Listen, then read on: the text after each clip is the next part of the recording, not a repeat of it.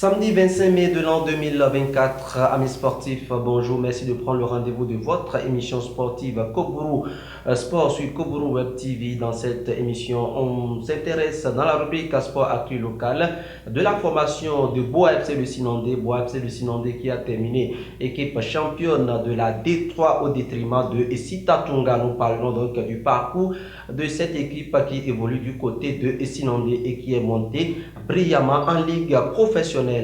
Dans la rubrique Sport Actu National, on parle bien évidemment de la Super League Pro au Bénin, notamment la 17e journée qui a rendu son verdict avec Dadje Football Club qui est allé s'imposer du côté de Takouné 1-0 et qui prend les rênes de cette Super League Pro après la 17e journée. Et cette rencontre entre la formation de l'Autopopo et Cavalier FC de Niki, score final 0 but partout. Dans la rubrique Sport Actu International, on s'intéresse à la fin des championnats européens et on s'intéresse également aux listes des sélectionneurs, notamment la sélection de Didier Deschamps pour l'Euro 2024. Didier Deschamps qui n'a pas fait appel à un certain Alexandre Lacazette. Amis sportifs, voilà la charpente de cette émission Destination 26 minutes.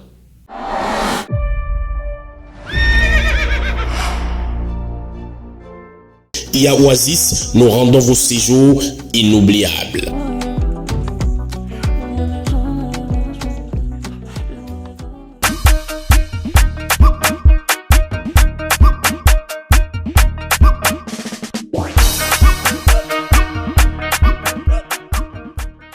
Amis sportifs, place à la première rubrique de cette émission, c'est Sport Actu local.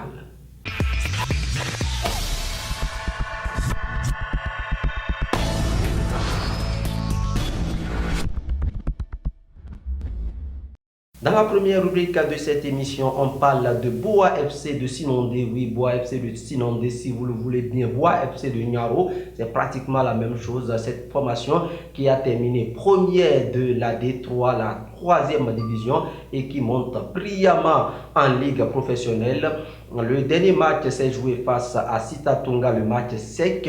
Et Boa de Sinondé l'a emporté sur le score de 2-1. C'était le 11 mai dernier du côté de Abomey. Abomey, la cité historique. Donc les hommes de Mohamed Dafia sont allés donc s'imposer face à Sitatunga. On parle avec mon invité Karl Orotairo. Bonjour.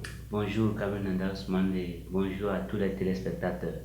Voilà, on parle de cette équipe de Boa FC de Sinondé. Voilà, cette équipe qui a un parcours vraiment élogieux. Cette équipe qui a commencé ici avec le championnat amateur dans le département du Borgou, qui a terminé champion du département du Borgou, qui a évolué en D3, qui a terminé équipe première de sa zone en D3 et qui a battu Sitatunga dans l'autre zone et qui termine brillamment, équipe championne de la troisième division pour monter en championnat professionnel. Alors, quand on parle de cette équipe-là, selon vous, quel peut être le secret de cette équipe?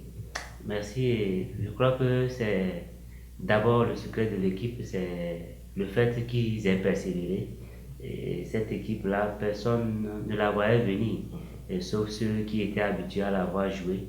Et Sinondé, c'est une zone où pour aller là-bas, c'est d'abord... C'est une zone enclavée. Difficile. Oui. Et malgré cela, ils ont su sortir leur épingle du jeu, ils ont su se qualifier. Ils sont allés battre celle de Calavi, Sitatunga.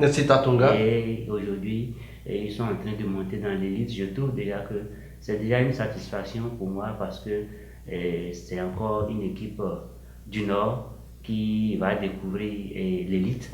Et bravo déjà à cette équipe-là. Félicitations à ceux qui ont entouré cette équipe-là, qui l'ont amené loin.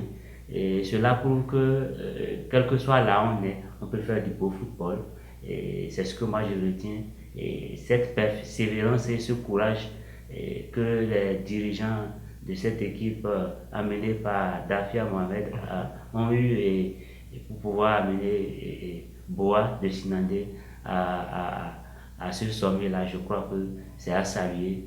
Et cela doit servir aussi d'exemple pour tous ceux qui pensent qu'ils sont dans des zones enclavées, qu'ils n'ont pas envie de jouer. Et cela doit leur servir d'exemple pour dire que quel que soit là où on est, et quel que soit là où on peut être, on peut faire du football. Et je dis déjà félicitations à tout le staff et aussi courage à eux parce que c'est une autre étape qu'ils ont franchie. Exactement. Et le plus dur reste à venir, il va falloir garder le cap. Voilà, félicitations à cette formation de Bois FC de Sinandé, vous l'avez dit, qui monte dans l'élite du football béninois. C'est maintenant que le plus dur va commencer. On dira félicitations à tous ceux qui ont entouré ce beau travail. C'est le travail, hein, il n'y a pas de secret, c'est le travail. Pour que l'on soit, on peut travailler et le résultat peut venir. Et là, le plus dur va commencer. Pour vous, quel sera le défi de cette équipe de Bois FC de Sinandé? Parce que là, l'équipe est montée dans l'élite du football béninois. Maintenant, ça va être le championnat professionnel. Est-ce que le travail ne sera pas de renforcer cette équipe qui a réussi le championnat amateur où certains joueurs ont été greffés à cette équipe pour la D3 et maintenant la montée? Est-ce qu'il ne faut pas greffer à ces jeunes joueurs-là certains joueurs expérimentés? Mais de l'autre côté, greffer à des joueurs expérimentés à cette équipe, c'est le risque de voir certains expérimentés pourrir le groupe, parce que j'ai échangé avec le secrétaire général de cette équipe qui dit on a des ambitions pour la ligue professionnelle, mais on se dit que nos garçons que nous avons actuellement, bon, en grippe, ne pourront pas à eux seuls faire l'affaire, il faut avoir des expérimentés. Mais est-ce que si nous avons des expérimentés, ce ne serait pas des grévistes après? Oui, c'est vraiment difficile d'associer des expérimentés à cette jeune équipe qui est montée dans l'élite du football béninois. Mais forcément, il va falloir le faire parce que là-bas, c'est une autre réalité. Oui, ça ira très vite. Exactement, ça ira très vite. Ce n'est plus le championnat amateur où on sait avec quelle équipe on se frotte. Aujourd'hui, et je crois que les dirigeants seront obligés de faire avec, d'associer cette jeunesse-là qui a triomphé avec des joueurs expérimentés et afin de pouvoir avoir une équipe compétitive pour pouvoir se maintenir surtout. Parce que la saison prochaine, il y a la descente carrément en division inférieure et là, on repart sur un autre format, sur l'ancien format qu'on avait connu, première division, deuxième division, troisième division. Voilà, et quand il s'agit de cela, ça veut dire que lorsque vous êtes champion et que vous montez dans l'élite, vous ne redescendez pas l'année qui suit. Et ça doit être l'objectif que les dirigeants de cette équipe de Bois doivent se fixer. Exactement. Maintenir le cap, même si ce n'est pas pour aller titiller les grands, il va falloir rester quand même dans cette élite-là. Pour ne pas rapidement descendre. Oui, pour prouver que vous n'avez pas... ce n'était pas un incident de parcours. Que vous avez mérité votre montée. Et je crois que ce sera une obligation de pouvoir associer à cette jeunesse-là des joueurs, je dirais, expérimentés, qui sont déjà habitués à la Ligue Pro, et afin de pouvoir maintenir le cap. Et autre chose, c'est forcément, avant d'avoir une expérience, il faut l'acquérir de certains qui sont déjà expérimentés. Je ne dis pas que parmi ces joueurs de Bois, il n'y a pas certains qui ont déjà de l'expérience, mais ils ont de l'expérience dans le championnat amateur, pas dans le championnat professionnel. Donc voilà, les dirigeants vont faire avec. Ils sauront comment associer à cette jeunesse-là l'expérience, et ils sauront comment organiser la troupe afin qu'il n'y ait pas de situation négative qui, ma foi, va entraver le bon comportement qu'il y avait déjà autour de cette équipe-là. Voilà, nous attendons voir Bois FC de Sinandé, Bois FC de Niaro, pour faire plaisir donc à tous ceux qui nous suivent du côté de Niaro, du côté de Sinandé. On attend voir cette équipe évoluer donc en ligue professionnelle. On a dit félicitations à Mohamed Dafia et à toute son équipe. Merci à tous ceux qui travaillent pour que Bois de Sinandé soit Bois de Sinandé, pour que Bois de Sinandé puisse grandir. Merci à son directeur sportif Bioserimbo Emmanuel alias Manu Dibango qui fait un travail énormissime pour la progression de cette formation de Bois FC de Sinandé. Amis sportifs, on fait place à présent à la deuxième rubrique de cette émission, c'est Sport Actu National.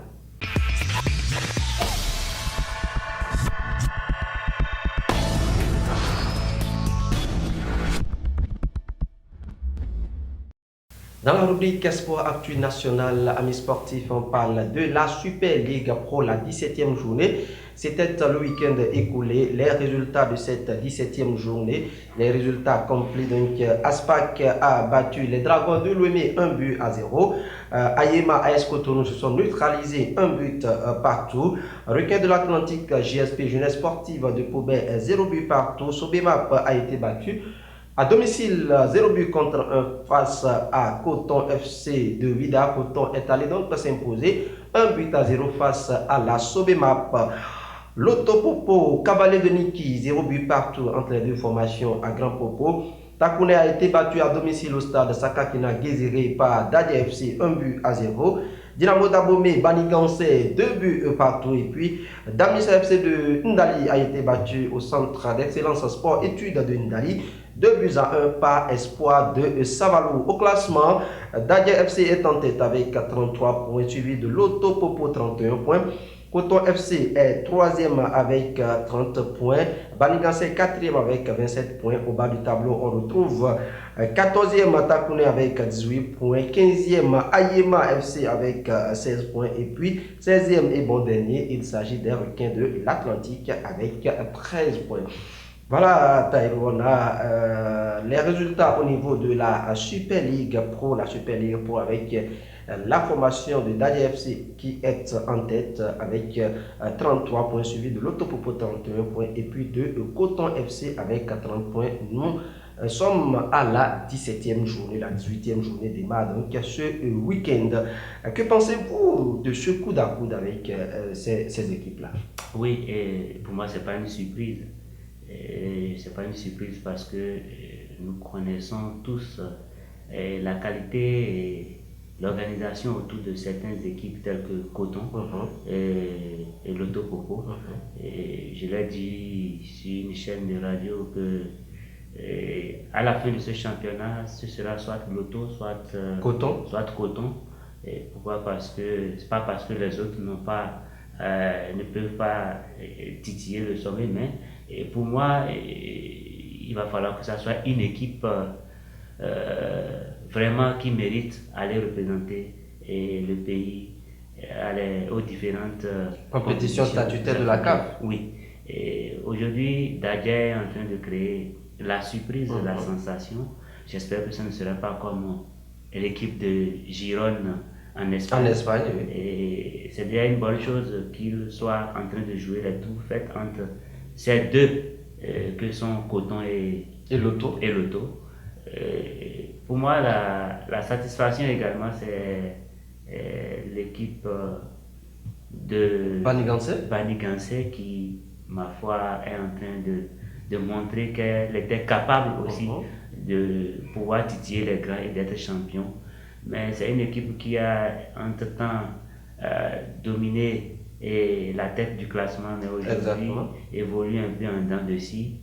Mais pour moi, l'essentiel, c'est de se placer 4e.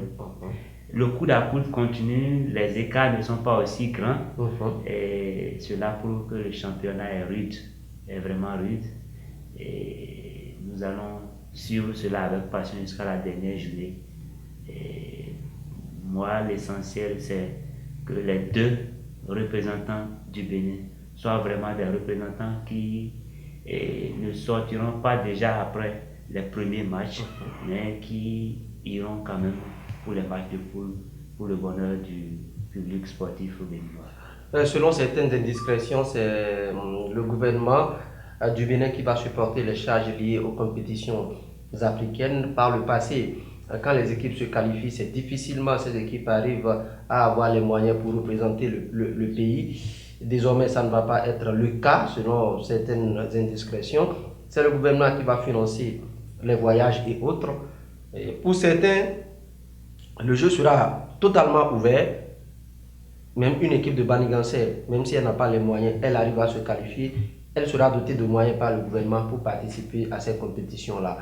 Est-ce que vous ne pensez pas que ça peut vraiment amener les équipes à se battre? Parce que quand on se qualifie 100 millions, certains n'ont pas 100 millions pour dépenser. Là, ils se disent, je n'ai pas 100 millions pour participer. Or, si je ne participe pas, ce sont des sanctions. Il vaut mieux laisser ceux qui ont les moyens y aller. Maintenant, le gouvernement dit, Si vous vous qualifiez, je mets les moyens à votre disposition. Je crois que c'est une décision salutaire. Elle devait arriver un peu plus tôt, au moment où les Buffles allaient représenter le Bénin. Malheureusement, ils ne vont pas en profiter, mais le meilleur reste à venir. Pour moi, déjà, c'est une bonne chose que le gouvernement galvanise davantage ces équipes-là à travers ce qui a été décidé. Vivement que cela soit appliqué. Et là, dans ces conditions, c'est une motivation supplémentaire. Exactement. Là, vous vous dites, même si on se qualifie, on a des gens qui vont nous accompagner pour aller au bout. Je trouve déjà que c'est déjà bien que de voir des équipes vouloir aller jouer dans des pays et au lieu de prendre par voie aérienne, vous êtes obligé de prendre par voie terrestre. Exactement. Avec tout ce qu'il y a comme fatigue autour.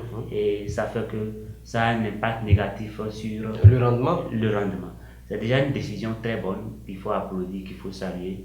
Et au passage, je dirais merci au gouvernement à travers son ministère de la Jeunesse et des Sports. Et vivement que cela soit pérennisé, que ça soit continuel. Et cela veut dire également qu'aujourd'hui, lorsque vous vous appelez Takouné ou vous vous appelez Banikansé, vous n'aurez plus des soucis à véritablement vous qualifier et aller jouer les compétitions africaines. C'est déjà une très bonne chose et c'est une source de motivation supplémentaire. Voilà, c'est pourquoi des équipes comme Dadje s'accrochent au titre, des équipes comme Banikansé. On a suivi le match Banikansé face à cette formation de Dynamo d'Abomey. Le match était âprement disputé. En tout cas, pronostic pour une équipe, les deux équipes, si on vous disait à la 17e, la 18e va démarrer tout à l'heure, Loto, Coton, Dadje, Banikansé, pour vous, quels sont les deux choix? Oui, Loto, Popo et Coton, pour moi, c'est les deux équipes pour moi qui finiront premières. C'est vrai qu'en football, tout va vite, je peux me tromper, mais pour moi, c'est ces deux équipes qui finiront premières. Maintenant, entre Dadje et Banikansé, je me dis que certainement Dadje va compléter le podium. Voilà, amis sportifs, on fait place à la dernière rubrique de cette émission, c'est Sport Actu International.